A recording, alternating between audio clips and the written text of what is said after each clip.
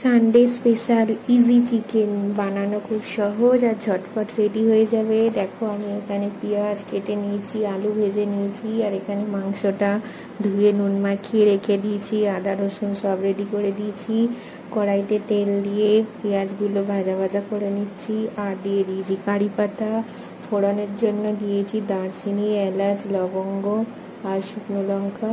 আর এখানে কিছু ছোট পেঁয়াজ গোল গোল করে ভালো করে আর কি গোটা গোটাই দিয়ে দিয়েছি, কেন কি ওগুলো খেতে ভালো লাগে। আর এদিকে টমেটো কেটে রেখে দিয়েছি।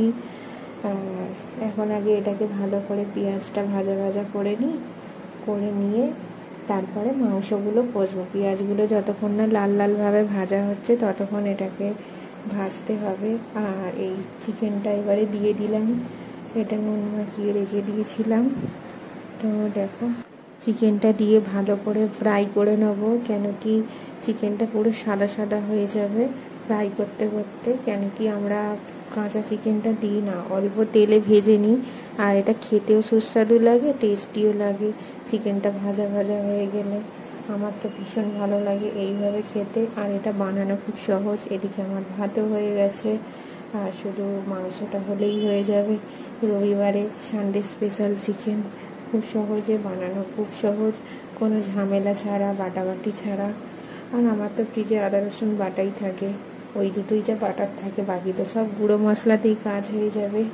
দেখো আমি এখানে চিকেনটা খুব ভালোভাবে নেড়ে নিয়েছি, আর আলুগুলোও দিয়ে দেবো একটু পরে। আলুগুলো আগেই ভেজে নিয়েছি। দেখো চিকেনটা প্রায় ভাজা ভাজা হয়ে গেছে, আর রঙটাও চেঞ্জ হয়ে গেছে, পুরো সাদা হয়ে গেছে। দেখেছো চিকেনটা প্রথমে পিঙ্ক কালার ছিল, আর এখন বেশ সাদা সাদা কালার হয়ে গেছে। এবারে আদা রসুনের পেস্ট দিয়ে দিয়েছি, আদা রসুনের পেস্টটা দিয়ে ভালো করে নেড়ে নিচ্ছি।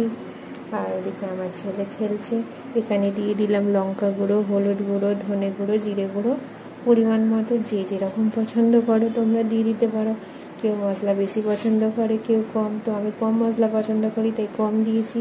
আর এখানে দিয়ে দিলাম এবারে কাঁচা টমেটো। এখনো পর্যন্ত মাংসটা এক টুকরোও জল দিইনি, কেন কি এবার টমেটো থেকে যে জলটা রিলিজ হবে সেইটা দিয়েই আপাতত কষানো হয়ে যাবে। আমি এইভাবেই মাংস রান্না করি। এবারে আলুগুলোও দিয়ে দিলাম, আলুগুলো দিয়ে কষতে কষতে বেশ সুস্বাদু একটা গন্ধও বেরোবে, আলুর ছাল ছাড়িয়ে যাবে, আর সেগুলো একটা সুন্দর গ্রেভি তৈরি হবে। আর গ্রেভিটাও সুস্বাদু খেতে হবে। যত পুড়বে মশলা, এই যে কড়ার গায়ে ধরে নিচ্ছে একটু একটু করে, ওটা তত খেতে ভালো লাগবে, পুরো তন্দুরি তন্দুরি। দেখো ভালো করে কষিয়ে নিয়ে এবার মাংসটা জল ঢেলে দিয়েছি। এখন আমার হাজব্যান্ড মাংসটার মধ্যে ধনেপাতা কুচি ছড়িয়ে দিচ্ছে, আর গরম মশলা দিয়ে দিচ্ছে। দিয়ে এবারে নামানো হয়ে যাবে সানডে।